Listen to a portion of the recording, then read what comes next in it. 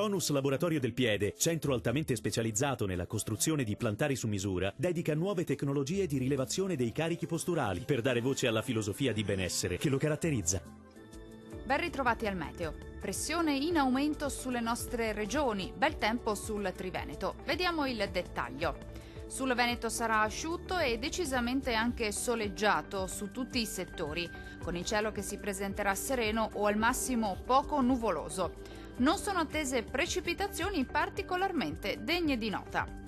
Temperature in lieve calo con minime tra -2 e 1 grado. Valori massimi compresi invece tra 4 e 7 gradi. Vediamo ora che tempo farà sul Friuli, Venezia Giulia. Anche in questo caso sarà una giornata all'insegna del bel tempo. Sulla nostra regione infatti sarà ampiamente soleggiato. Il sole quindi la farà da padrone e il cielo sarà sereno quasi ovunque o al massimo poco nuvoloso.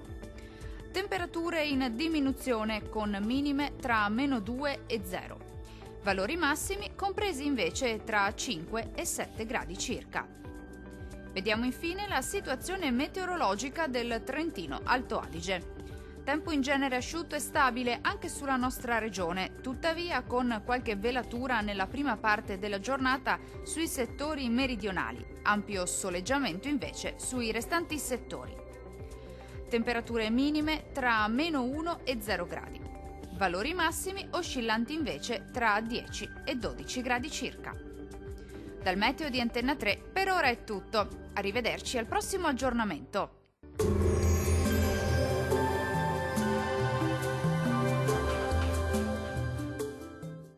Tonus è il miglior negozio di calzature e moda comoda. Qui troverete il più vasto assortimento di calzature Fratelli Tomasi, eleganza e comodità, perché camminare è vivere.